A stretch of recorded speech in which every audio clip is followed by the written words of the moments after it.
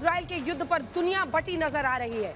इधर भारत में भी पाले बटते हुए दिखाई दे रहे हैं। ईरान के समर्थक बनाम इजराइल के समर्थक सोशल मीडिया से लेकर मेन स्ट्रीम में अपनी अपनी दलीलें लेकर हाजिर हैं। चाहे वो हैदराबाद में, जहां पर देखा गया कि ईरानियन एम्बेसी के बाहर, अमेरिकी एम्बेसी के बाहर लोग प्रोटेस्ट कर रहे हैं, लोग अपना गुस्सा दिखा रहे हैं, तो वही आयशा की तरफ से प्रोटेस्ट हुआ है अमेरिका और इजराइल के खिलाफ। देखिए, यहाँ ये याद रखना होगा हर भारतीय को कि भारत का संबंध इजराइल से भी बहुत अच्छा है।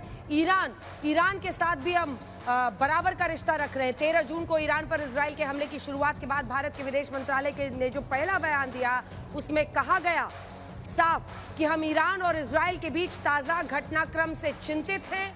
भारत दोनों पक्षों से मामले को आगे न बढ़ने की अपील करता है। संवाद और कूटनीति के रास्ते तनाव घटाकर मुद्दों का हल किया जाना चाहिए। भारत दोनों राष्ट्रों के साथ करीबी और दोस्ती का संबंध रखता है और हर संभव मदद करने को तैयार है। हालांकि इसके बाद एससीओ यानी शंघाई कोऑपरेशन ऑर्गेनाइजेशन के उस बयान से भारत ने अपने आप को अलग रखा जिसमें इजराइल की आलोचना की गई है। इसे भारत का बैलेंसिंग एक्ट माना जा रहा है। लेकिन इसी के बीच ये सवाल उठता है कि फिर देश के अंदर ही जब हम देख रहे हैं कि इजराइल के खिलाफ प्रदर्शन हो रहा है, तो आखिर इसके पीछे की वजह क्या है?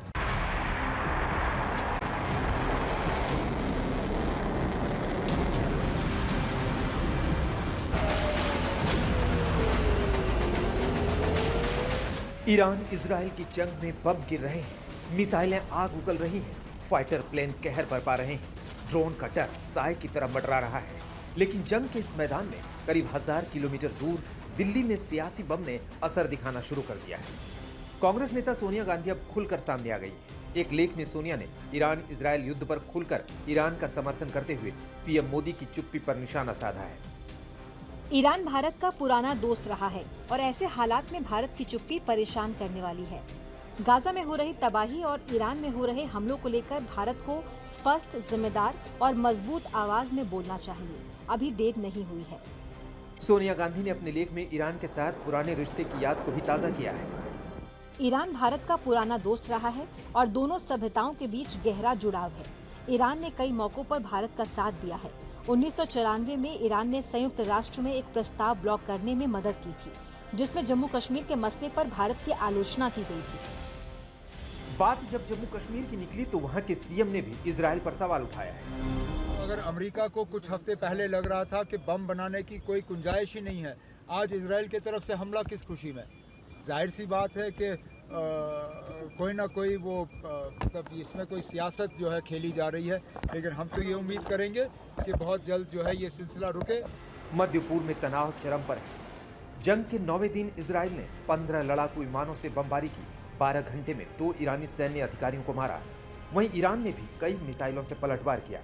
इस बार ईरान कोई रियायत नहीं बरत रहा है और जहां लगता है कि लोगों को ऐसा महसूस हो कि वो सबसे ज्यादा सुरक्षित हैं। देखिए, अस्पताल वो इलाका होता है जहां लोग सबसे सुरक्षित होते हैं। तो जहां ईरान को ऐसा लगता है कि लोग अपने आप को बहुत ज्यादा सुरक्षित महसूस कर रहे हैं, उन्हीं को टारगेट किया जा रहा है। आप देखिए, रिहायशी बिल्डिंग्स हो, इकोनॉमिक जोन्स हो, हॉस्पिटल्स हो, तो ये एक मंशा ईरान की दिखाई दे रही है कि एक बहुत ही कड़ा यहाँ पर रुख उसका है इजराइल की तरफ। सामरिक संघर्ष से बड़े राजनीतिक तूफान की लकीरें भी जगजाहिर हो गई। ईरान और इजराइल की जंग अब खतरनाक मोड़ पर पहुंच चुकी है। इसलिए सोनिया गांधी ने लेख में जो मुद्दे उठाए हैं उन्हें कम शब्दों में बयां करे तो कुछ यूं है। इजराइल ने ईरान पर एक तरफा और क्रूर हमला किया। नेतन्याहू के नेतृत्व में इजराइल ने आतंक बढ़ाया। इजराइल दोहरे मापदंड दिखा रहा है, ये स्वीकार्य नहीं। ट्रंप भी अपनी बात से मुकरे, ये अफसोसजनक। भारत का पुराना दोस्त ईरान, जिसने कई मौकों पर साथ दिया। ऐसा नहीं कि मोदी सरकार इस अंतर्राष्ट्रीय मामले से बेखबर है। 13 जून को जब इजराइल ने ईरान पर हमला किया था, तभी मोदी सरकार ने संयमित प्रतिक्रिया दी। ईरान पर हमले के दिन ही इजरायली पीएम बेंजामिन नेतन्याहू ने प्रधानमंत्री नरेंद्र मोदी से फोन पर बात की थी। इसकी जानकारी खुद पीएम मोदी ने सोशल मीडिया पर दी। पीएम मोदी ने लिखा, मुझे इजराइल के प्रधानमंत्री बेंजामिन नेतन्याहू का फोन आया। उन्होंने मुझे मौजूदा स्थिति के बारे में जानकारी दी। मैंने भारत की चिंताओं को साझा किया और क्षेत्र में शांति और स्थिरता की शीघ्र बहाली की आवश्यकता पर जोर दिया। प्रधानमंत्री मोदी की विदेश नीति में संतुलन, सामर्थ्य और रणनीति का अनोखा मेल दिखाई देता है। मोदी की कूटनीति नारे से नहीं, निर्णायक फैसले और वैश्विक मंचों पर भारत की दमदार उपस्थिति से पहचानी जाती है। मौजूदा सरकार फालतू की बयानबाजी से बचती है। जहां जितना जरूरत होता है उतना ही बयान देती है और अपनी कूटनीति को आगे बढ़ाती है। इसका उदाहरण शंघाई सहयोग संगठन यानी एससीओ के उस बयान में साफ दिखा जब भारत ने ईरान पर इजरायली हमलों की निंदा करने वाले प्रस्ताव से खुद को अलग कर लिया। रूस और चीन की लीडरशिप वाले संगठन एससीओ ने 13 जून को ईरान इजरायली हमलों को अंतर्राष्ट्रीय कानून और यूएन चार्टर का उल्लंघन बताया था। भारत वैश्विक मंचों पर उभरती शक्ति है। भारत ग्लोबल साउथ की अगुवाई करता है। दुनिया के बड़े फैसले भारत के बिना संभव नहीं।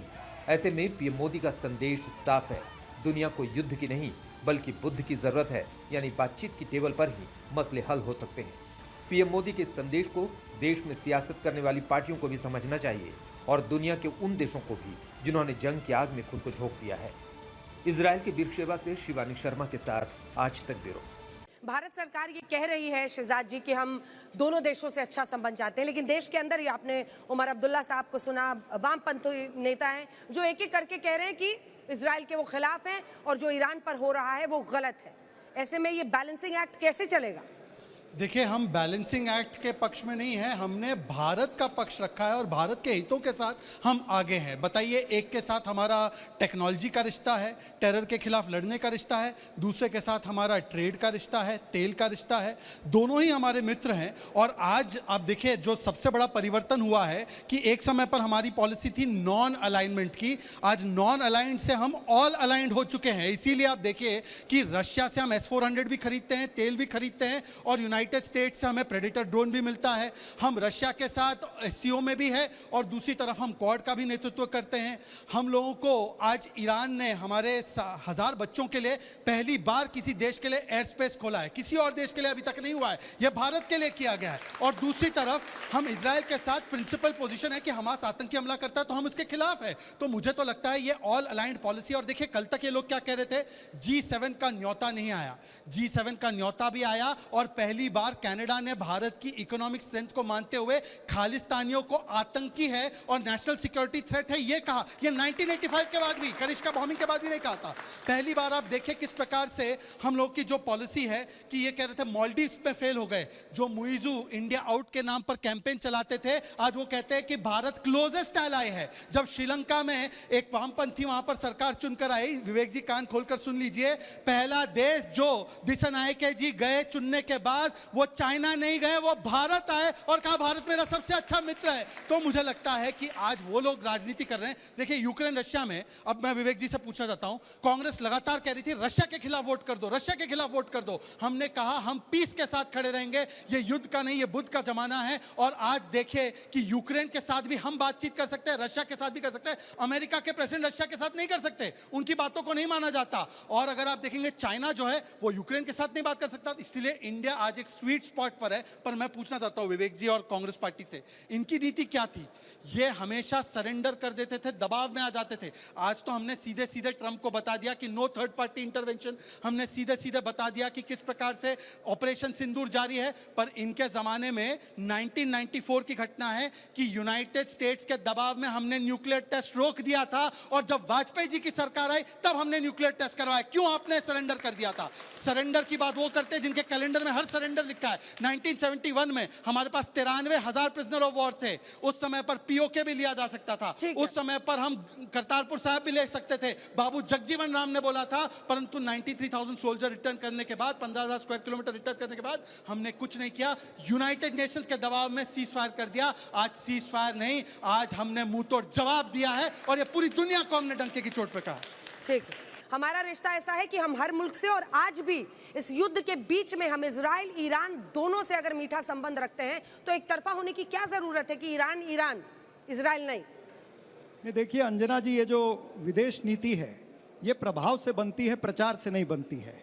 अफसोस इस बात का है कि नरेंद्र मोदी जी ये प्रचार मंत्री ज़्यादा है और प्रधानमंत्री कम है। जहां देखे तो उसका प्रचार।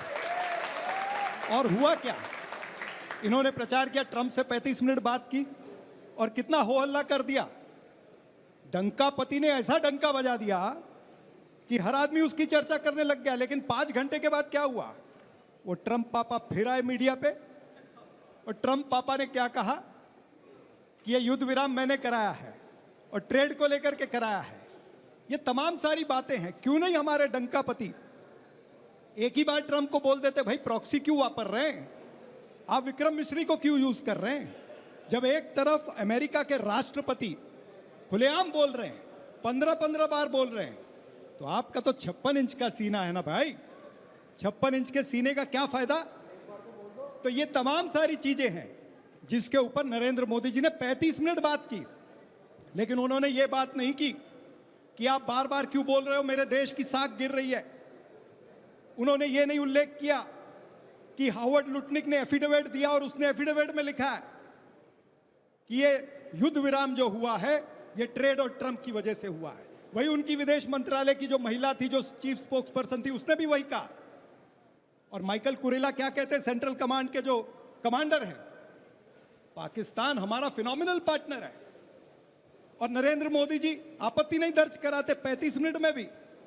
फिनोमिनल पार्टनर मतलब लाजवाब पार्टनर, जो FATF में था, जो ग्रे लिस्ट में था, जो डॉक्टर मनमोहन सिंह की वजह से ग्रे लिस्ट में आया और अभी ग्रे लिस्ट से बाहर हो गया। क्यों नहीं आपने ये आपत्ति जताई कि आप हमको हाइफनेट मत करिए पाकिस्तान के साथ? क्यों नहीं आपने आपत्ति जताई कि यूनाइटेड नेशन की जो सिक्योरिटी काउंसिल है उसके अंदर वाइस चेयरमैन बना दिया पाकिस्तान को? क्यों नहीं आपने आपत्ति जताई कि वर्ल्ड बैंक का लोन उसको मिलता है, IMF का लोन युद्ध चलते मिलता है? आपने ये भी आपत्ति नहीं जताई कि वर्ल्ड बैंक के साथ साथ ADB बैंक का लोन उनको $800 मिलियन का मिलता है। यानी ये क्या पॉलिसी है आपकी? ये विदेश नीति है, ये कूटनीति है। ऐसी कूटनीति पर दुनिया हंस रही है और वो ट्रंप मजे ले रहे हैं प्रधानमंत्री के फोन के। इसके बाद फिर वो वापस आ जाते हैं। ठीक है, एक बार ईरान इजराइल पर भी थोड़ा 2 लाइन तो बोल दीजिए, मतलब क्या ये पॉलिसी सही है? क्योंकि ये बहस और यही बातें हम लोग कई सप्ताह से अब सुन रहे हैं, लोग भी, मतलब ईरान और इजराइल पे। बिल्कुल, इसमें बहुत ध्यान से चलना चाहिए हमको। हाँ। भारत देश की जो नीति है, हाँ, उसको हमें एक तरफा भी नहीं हो जाना चाहिए, लेकिन मतलब हमको ये तमाम सारी चीजें जो चल रही हैं आज, लेकिन जिस तरह से पैलेस्टाइन के अंदर, हम तो पहले पैलेस्टाइन के साथ में ही थे ना, अभी नरेंद्र मोदी जी की सरकार भी थी। 2015 में जो उनका झंडा लहराना था यूनाइटेड नेशन में, तो हम साथ में खड़े थे। भी लेके आई थी जय फिलिस्तीन, वो तो ठीक है, मैं तो कह रहा हूं कि प्रियंका जी बैग लेके आई थी, लेकिन नरेंद्र मोदी जी ने 2023 में भी युद्ध विराम पर साइन किया था ना, आपने वोट दिया था ना। तो हमें बहुत ध्यान से कॉशियसली इसमें चलना पड़ेगा। ठीक है, रागी साहब जल्दी से माइक उठाइए। देखिए, पैलेस्टाइन के मामले पर हमको ध्यान रखना चाहिए कि हम लोगों ने बहुत समर्थन किया पैलेस्टाइन पे और पूरी दुनिया करते आ रही है, लेकिन कोई भी उसके साथ, जिसको कहते हैं ना जुबान से समर्थन करना, कोई उसके साथ आकर के वाकई में कोई खड़ा नहीं होता। क्योंकि जब भी इजराइल के खिलाफ वोटिंग की बात आई है, वहाँ पर अमेरिकन और जो फ्रांस, इंग्लैंड, सब ने वीटो कर दिया है। दूसरी बात, महत्वपूर्ण बात है कि ईरान और इजराइल, यदि आपको दोनों आपके मित्र हैं, लेकिन यदि आपके पास बरबस यदि चुनाव करना पड़ जाए तो आप क्या करेंगे? आप उसी के पास जाएंगे। सब राष्ट्र अपने राष्ट्रीय हितों के बारे में सोचते हैं। राष्ट्रीय हित के अतिरिक्त विदेश नीति में और कोई चीज होती ही नहीं है। ये बड़ी बड़ी लफ्ज़बाजी, ये ह्यूमन राइट्स, अरे सबसे ज्यादा तो स्टालिन ने मरवाया, माओ ने मरवाया। सबसे ज्यादा कत्लेआम हिटलर के बाद यदि दुनिया में किसी ने किया है तो इन वामपंथियों ने किया है, और यही ह्यूमन राइट का झंडा लेकर के घुमा फिरते हैं। तो ध्यान रखिएगा, ये डेमोक्रेसी, ह्यूमन राइट्स, ये सारे के सारे फालतू चीजें होती हैं। जितने डिक्टेटोरियल रिजिम्स हैं उसको सबको अमेरिका शरण दे करके रखता है। जितने तानाशाह है उसको अमेरिका, और अमेरिका कहता क्या है, हम डेमोक्रेसी के साथ खड़े होते हैं। खाक तुम डेमोक्रेसी के साथ खड़े होते हैं, तुम सारे पाकिस्तानी जनरल्स के साथ होते हो अमेरिका। इसलिए भारत को चुनाव करना है कि इस युद्ध में वो कहां खड़ा हो, तो निश्चित तौर पर उसे भारत को आप मत भूलिए कि ऑपरेशन सिंदूर के समय इजरायल ने आपको बहुत सपोर्ट किया, टेक्निकल इनपुट, इंटेलिजेंस इनपुट सारे। और ये जितने अरब के मुस्लिम कंट्री है ना, एक भी भारत के साथ खड़ा नहीं हुआ है क्राइसिस में। मैं फिर बता रहा हूं, इंक्लूडिंग ईरान। 1971 के वार में ईरान ने पाकिस्तान को खुलकर समर्थन दिया था, मिलिट्रिली समर्थन दिया था, डिप्लोमेटिकली समर्थन दिया था। आज हमारे उसके साथ एक ट्रेड है, हाँ। उस ट्रेड को हमको बचाना है, उसके कारण, और चूंकि ये जो अरब वर्ल्ड है इनमें खुद ही अपनी नेतृत्व के लिए, एक समय इजिप्ट उसका नेतृत्व करना चाहता था, पाकिस्तान बम के आधार पर पाकिस्तान करना चाहता था, मक्का और मदीना के आधार पर सऊदी अरब डोमिनेट करना चाहता था, और चौथी ताकत जो है वो सियाहों की ताकत जो है वो जो है वो ईरान करना चाहता है। इस्लाम के अनुसार ज्यूज दुश्मन हैं, ये किसी से आप यदि पढ़ें तो आप इसका जिक्र जान लीजिए। और यही कारण है कि 2500 किलोमीटर दूर बैठा, जिसके साथ न बॉर्डर शेयर करता है, उस इजराइल के बारे में ईरान कहता है कि तुमको अस्तित्व ही, तुम्हें रहने का अधिकार ही नहीं है। ठीक है, अगर खामेनेई खुलकर ये कहते हैं कि यहूदियों को जीने का अधिकार नहीं है, उनका खात्मा होना चाहिए, तो फिर अपने अस्तित्व, अपने एग्जिस्टेंस के लिए क्यों न लड़े? देखिए, इसमें दो चीजें हैं। माइक ऊपर कीजिए। हाँ, पहली चीज तो ये है कि इन्होंने बड़ी बात करी, नया भारत। ये नया भारत वाजपेयी का भारत नहीं है। आप सब स्टूडेंट्स हैं, बैठे हैं, और आप लोग जाइए और रिसर्च करिए और गूगल पे जाइए और सुनिए कि अटल बिहारी वाजपेयी ने उस वक्त जब वो प्रधानमंत्री थे पैलेस्टीन पे क्या स्टैंड लिया था। ही स्टूड फॉर पैलेस्टीन, और उन्होंने कहा भारत समर्थन देगा कि पैलेस्टीन को उसकी जमीन मिले। और इनकी तरह नहीं, आज नया भारत है, इजराइल राष्ट्रहित ऊपर होता है। भारत ने हमेशा मॉरल स्टैंड लिया है, जो ताकतवर है वो मॉरल स्टैंड लेता है। नॉन अलाइंड थे, अब ऑल अलाइंड हो गए, फिर एवरी अलाइंड हो जाएंगे, ऑल इज फाइन हो जाएंगे। ये क्या शब्दों का हेरफेर है भाई? अरे भाई, आप सीधा बोलिए, yes we are India, this is our stand. Today you have no stand. और पाकिस्तान को अमेरिका के राष्ट्रपति ने बुलाया, उसके फौजी जनरल को। यह पहली बार हुआ इतिहास में जब किसी प्राइम मिनिस्टर या प्रेसिडेंट के बजाय। फैक्चुअली इनकरेक्ट, चार जनरल जा चुके हैं America. They were presidents of Pakistan. Yahya Khan was the president of Pakistan. बिना पढ़े आ जाए, ऐसे कैसे हो सकता है? Sorry madam, they went in the capacity as presidents. Yahya Khan was the president. Musharraf went as the president. Nobody went as an army general. ये पहला आदमी है जो प्रेसिडेंट और प्राइम मिनिस्टर के बावजूद he has gone as an army general. क्यों? क्योंकि पाकिस्तान ने, मुझे दुख होता है कहने हुए, जो हमें करना चाहिए था इंडिया को, वो पाकिस्तान ने फॉरेन नीति में किया है। They are playing a proactive role with Iran, with America, north Korea हो गया, चाइना हो गया, कम्युनिस्ट कंट्रीज हो गई, पाकिस्तान। और ये डर है अमेरिका को और इजराइल को कि अगर पाकिस्तान खड़ा हो गया ईरान के साथ और न्यूक्लियर सप्लाई किए, तो शायद विश्व के अंदर जो आगे सत्ताएं होंगी वो अलग तरीके की होंगी। ये काम भारत कर सकता था। We have everything, world class army, nuclear warheads, सशक्ति है, लोग हैं, टैलेंटेड मैन पावर है, लेकिन हमारा नेतृत्व कमजोर है। देखिए, एक सेकंड, मैं अपनी बात रख देता हूँ। मुझे बहुत खुशी होती है जब वामपंथी जो 62 में भारत की सेना को खून देने के लिए इनकार करते थे, वो वर्ल्ड क्लास आर्मी बोलते हैं। तो इससे बेहतर क्या हो सकता है? ये नया इंडिया है। सुन लीजिए सर, मैंने आपके रिक्वेस्ट मिस्टर आगे। दूसरी बात, वामपंथी वाजपेयी जी को कोट करने लगे तो इससे अच्छे दिन कहां आ सकते हैं? परंतु अपने नेताओं को कोट करो जो कल तक यूएस को इंपीरियल पावर बोल रहे थे, आज बोल रहे कि यूएस के साथ क्यों नहीं हम लोग मिल जाते। सुन लीजिए, और बोला कि मॉरल पावर होना चाहिए। अच्छा जी, तो आपने पैलेस्टाइन का दुख देख लिया। चाइना सबसे ज्यादा मुसलमानों को मारता है, तोप लगा लगा के मस्जिदें तोड़ता है।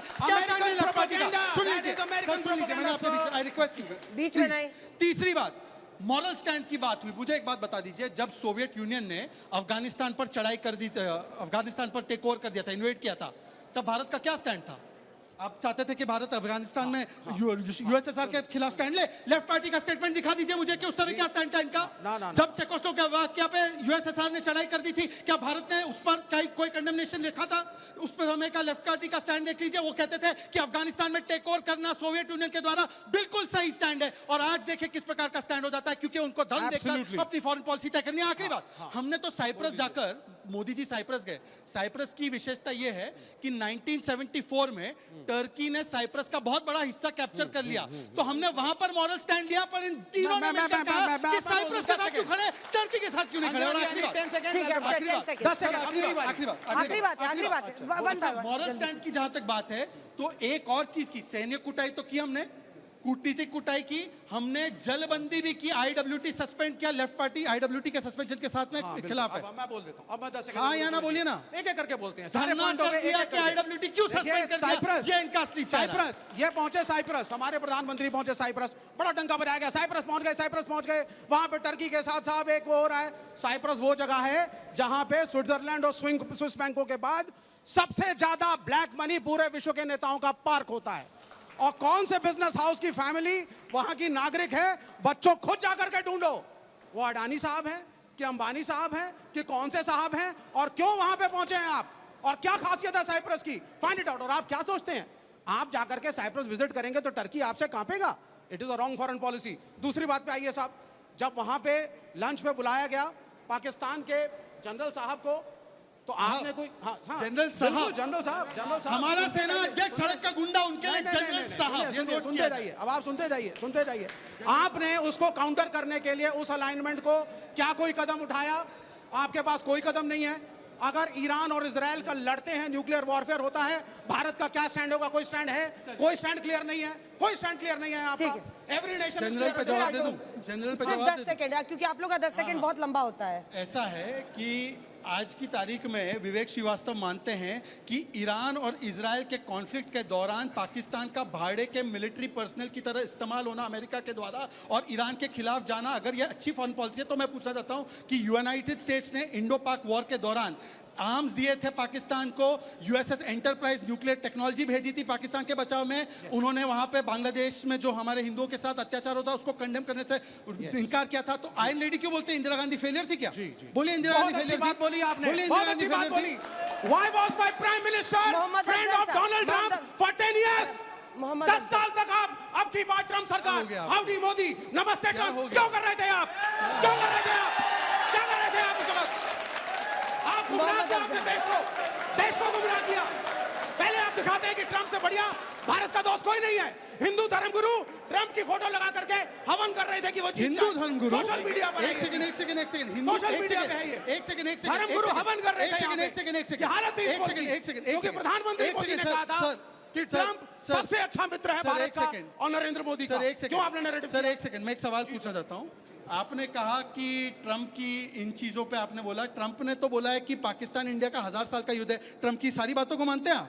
मैं नहीं, मेरे प्राइम मिनिस्टर मानते थे। ईरान में हम लोग मेरे प्राइम मिनिस्टर मानते थे। हम इजराइल के साथ सारी बातें मानते हैं। मेरे प्राइम मिनिस्टर की कामना थी कि विवेक जी आपके बीच से नहीं बोला। विवेक जी मैंने आपकी बात विवेक जी ऐसा है, बाकी दोनों चेहरा देखने आए क्या आप लोगों का? मैं पूछना चाहता हूँ, मैं सिर्फ इतना इनको भी बोलने का मौका मिलेगा ना। ट्रम्प की बात माननी है तो पूरी मानो। यही ट्रम्प ने 2019 में बोला कि मैं इंटरव्यू करता हूँ कश्मीर में, मोदी ने बोला no need for it. Mohammad Afzal sahab, Mohammad Afzal साहब, आप सबसे निवेदन है, हाँ। सभी से मेरा निवेदन है, माइक ऊपर गुजारिश कीजिए, है। माइक ऊपर कीजिए। हाँ, मेरी सबसे निवेदन है, गुजारिश है कि हम अपने देश की जो नीति है अहिंसा परमो धर्मा, और हम जिस प्रकार से हमारे देश की नीति चली आ रही है, आज देखिए हमने ऑपरेशन सिंदूर के अंदर भी हमने साबित किया कि हम किस प्रकार के लोग हैं, हमारी किस प्रकार की सोच है। हम चाहते, हमें इतना बढ़िया मौका मिला था कि हम पीओके वापस ले सकते थे, लेकिन हमने अहिंसा के ऊपर के नहीं, हमें अपनी नीति को बनाकर चलना है। हमने अपने नीति का, आज जिस प्रकार का माहौल है पूरे दुनिया के अंदर, आज हम तीसरे विश्व युद्ध के दहाने पे खड़े हैं। हम लोग क्यों नहीं सोचते इस बात को? और इसमें अगर सबसे बढ़िया क्रिएटिव, तो इजराइल गलत कर रहा है, हमला ना करे। इजराइल गलत कर रहा है। इजराइल, देखिए मेरी बात सुनिए, इजराइल टॉपिक क्या, मैं कह रहा हूँ, टॉपिक मैं बता रहा हूँ कि इस वक्त जो भी कर रहा है गलत कर रहा है। कौन? चाहे इजराइल भी कर रहा है, चाहे ईरान कर रहा है, सब गलत कर रहा है। अच्छा, मैं ये कहता हूँ इंसानियत का आतंकी हमला कर रहे हैं, वो कत्ल हो रहा है। जो आतंकी हमले हो रहे हैं वो कैसे रुकेंगे? मैं देखिए जो कत्ल जो उसने किया था, क्या नाम है, देखिए जो हमास ने किया था अक्टूबर में 2023 में, जो हमास ने किया था वो गलत किया था। वो गलत किया था, हम उसके खिलाफ हैं, हम उसके खिलाफ हैं। निंदा करके बैठ जाएं? निंदा करके बैठ जाएं? नहीं, निंदा क्या की है? हम लोग, हमारा देश खड़ा है हमास के। अरे हमारे देश को छोड़िए ना, इजराइल क्या करे फिर? नहीं, इजराइल को देखिए, इजराइल जो कर रहा है, इजराइल ने अपने काम करने में कोई कसर नहीं छोड़ी। उसने जिससे उसको हमास को और उसको देखिए तबाह करने में कोई कसर नहीं छोड़ी। कोई कसर छोड़ी, आप बताइए। लेकिन हम कहते हैं कि ये चीज ठीक नहीं है कि हम लोग भारतवासी हैं, हम अहिंसावासी हैं। हम लोगों को आज जो है ना, आज की जो स्थिति है उसके हिसाब से हमारे को मीडिएटर बनके हम लोगों को सामने आना चाहिए, हमारे देश को सामने आना चाहिए, और कहीं ना कहीं हमें यूनाइटेड नेशन के अंदर जाकर हम लोगों को वो रोल किरदार अदा करना चाहिए जो विश्व गुरु जिसको कहते हैं। प्रोफेसर जुनैद हैरिस, इजराइल ये कहता है कि वो अपने एग्जिस्टेंस की लड़ाई लड़ रहा है, क्योंकि जब से 48 से वो वजूद में आया है, 1967 का एग्जाम्पल है, उसके बाद का सारे उस वक्त अरब देश मिलकर उस पर टूट पड़े थे, फिर भी दे फॉट बैक। आज भी वही है, आतंकी अगर हिजबुल्लाह, हमास, हूती सबके साथ प्रॉक्सी वॉर ईरान करेगा तो वो क्या करेगा। लेकिन खामेनेई साहब ये कह रहे हैं कि यहूदियों को खत्म करना है, तो क्या वो गलत नहीं कह रहे हैं? तो क्या ईरान के अगर सुप्रीम लीडर गलत कह रहे हैं तो उसकी जवाबदेही किसकी है? देखिए, बिल्कुल आपने सही सवाल किया है। अगर कोई शख्स किसी कम्युनिटी खास को कहे कि ख़त्म करने की बात कर रहा है तो उसूली तौर पर वो गलत कह रहा है। हम यहूदियों के मुखालिफ नहीं हैं और ये हिस्टोरिकल फैक्ट है कि प्रॉफिट मोहम्मद के ज़माने में, खुलफाए राशिदीन के ज़माने में और उसके बाद खुलफाए राशिदीन में सेकंड कैलिफ हज़रत उमर के ज़माने में जिस वक्त फ़लस्तीन फतह हुआ था उस समय ईसाइयों की हुकूमत थी और उन्होंने रिलैक्सेशन लिया था खुसूसी तौर पर कि यहूदियों को आराम से वहाँ पर रहने दिया जाए। फिर उसके बाद हम ये देखते हैं कि फिर ईसाइयों के पास वो चला गया, यहूदियों के पास नहीं, ईसाइयों के पास चला गया। दोबारा सलाहुद्दीन अय्यूबी ने जब ईसाइयों से उसको जीता है तब भी यहूदी मुसलमानों के साथ मिलजुल करके उस जंग में शरीक रहे हैं और साथ साथ रहे हैं। फिर हिस्टोरिकल फैक्ट है कि उसके बाद हम ये देखते हैं कि उस्मानियों की जब हुकूमत होती है उस समय भी यहूदी बहुत आराम से रहे, हमेशा आराम से रहे। ये तो हम देखते हैं कि सेकंड वर्ल्ड वॉर के बाद जब ये नई कंट्री वजूद में आती है फ़लस्तीन के अंदर, तो उसके अंदर आकर के ये मुसलमानों के दुश्मन के तौर पर ब्रिटानिया और अमेरिका ने उसको पेश करवाया है। इससे पहले कभी कोई दुश्मनी का वो रंग नहीं रहा है। ये हिस्टोरिकल फैक्ट है, इसी चीज़ को मैं बता रहा हूँ। और खामनेई अगर किसी एक खास ग्रुप को कह रहे तो मैं कह रहा हूँ गलत है। हम यहूदी किसी कम्युनिटी के दुश्मन नहीं होते। बस इतना ही पूछ रहे थे, गुस्साने का कुछ जी की कुछ बातों का जवाब देना चाहते हैं। एक बार रागी जी जवाब दे लें। ये कुछ ऐसा ही बोल रहे हैं जैसे भारत के बारे में बताया जाता था। ब्रिटिश के आने के पहले हिंदू मुसलमान बड़े प्यार से, बड़े एक दूसरे से रहा करते थे। अरे ऐसा था तो मस्जिदें कैसे तोड़ करके मंदिर बना दिया, मंदिरों को तोड़ करके मस्जिदों का रेक। मैं सवाल कर रहा हूं, आप नॉर्थ इंडिया में एक भी बड़े मंदिर नहीं देखेंगे क्योंकि जहां जहां इस्लाम की तलवारें गई वो सब ध्वस्त कर दिया गया। वहां भी यदि आप जेरूसलम में जाएंगे तब आपको ये, अरे भाई वहां पर पहले जेविश पॉपुलेशन था, उसको मार करके भगाया किसने? इस्लाम के मानने वालों ने मार करके भगाया और वो दुनिया में बिखर करके चले गए। फिर धर्म से जोड़ रहे हैं, क्यों धर्म से जोड़ रहे हैं? अरे भाई यही हुआ है, मैं उसी चीज का जिक्र कर रहा हूँ। गलत कह रहे हैं, इसीलिए मैं कहता हूँ कि पढ़ना लिखना चाहिए। को दोबारा प्राप्त किया। जब पढ़ेंगे लिखेंगे नहीं, जब पढ़ेंगे नहीं जब गलत बात करेंगे पढ़ेंगे नहीं तो यही होगा। मैं कहता हूँ कि सेकंड कैलिफ ने जब जीता उसको तो किसकी हुकूमत थी? यहूदियों के साथ क्या किया था जब सेकंड? अरे भाई उस्मान, मैं फिर जिक्र कर दूंगा। उस्मान कौन सा खलीफा? उस्मान कौन से खलीफा थे?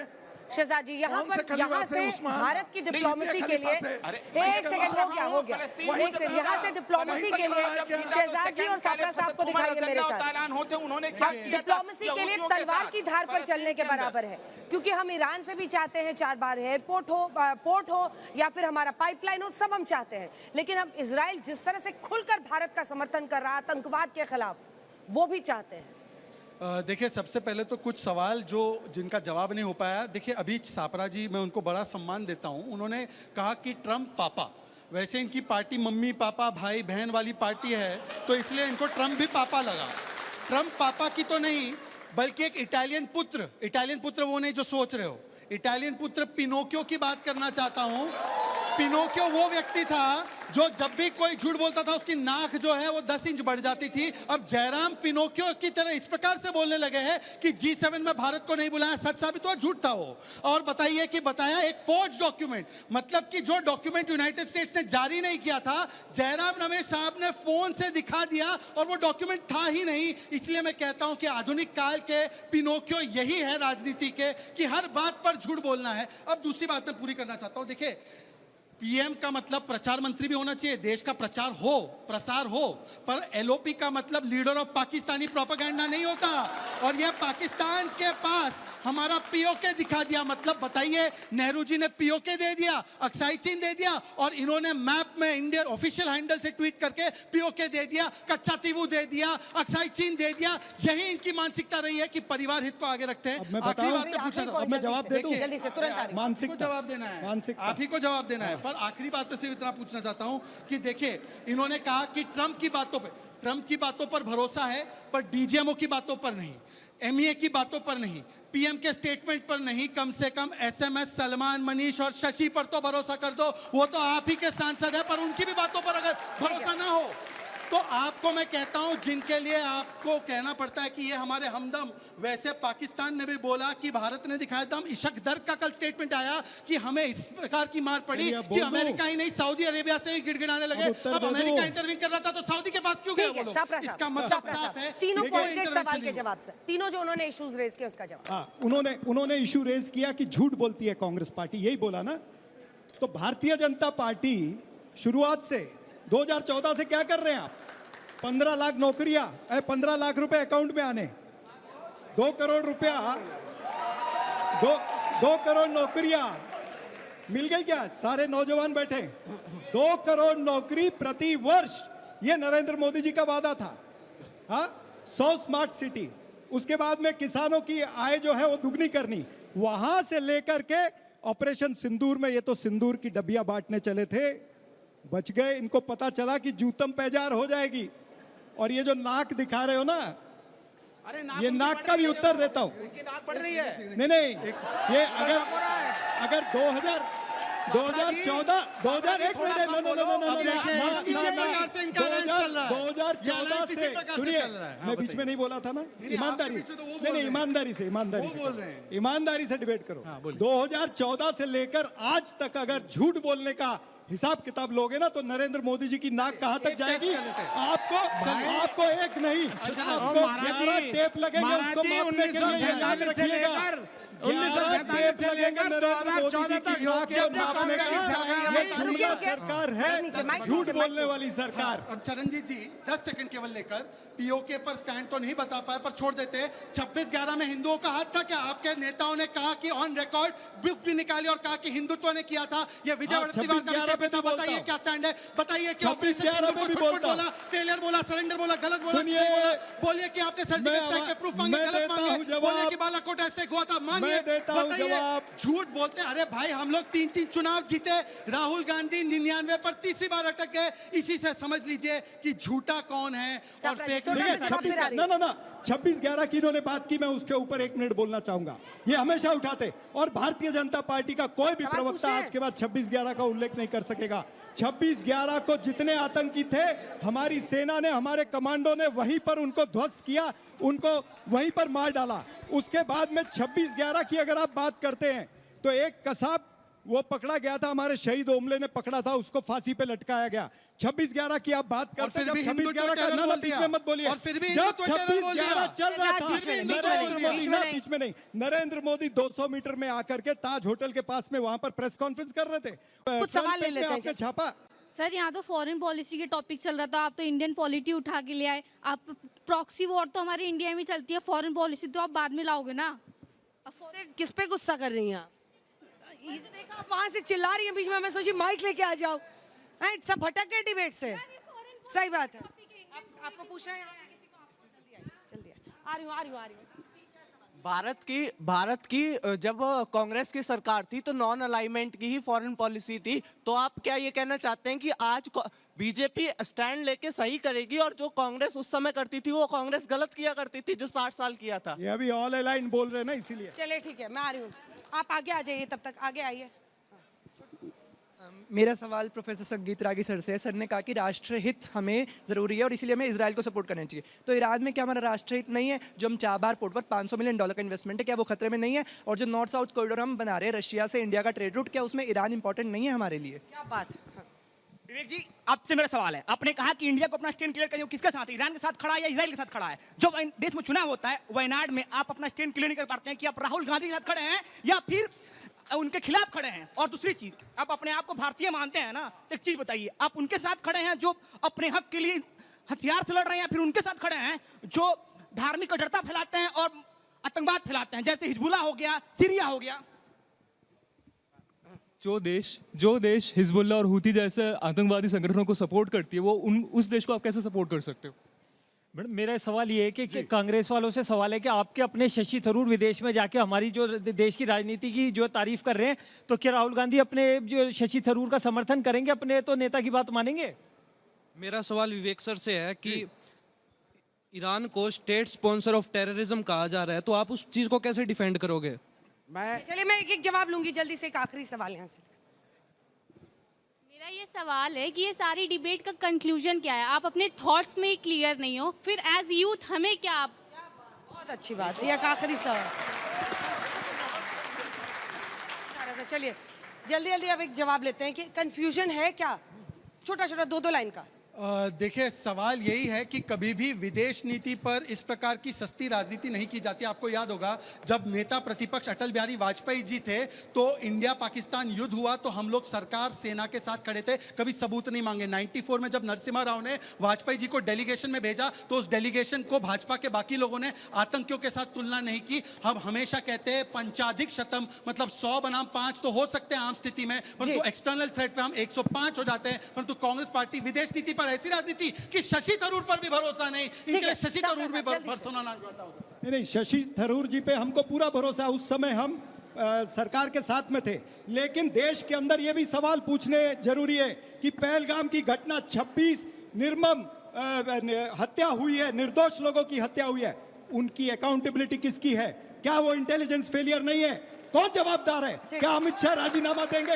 26/11 के अंदर हमने शिवराज पाटिल का राजीनामा लिया था, हमने विलासराव देशमुख का राजीनामा लिया था, हमने आर पाटिल का राजीनामा लिया था। क्या भारतीय जनता पार्टी अमित शाह का राजीनामा लेगी?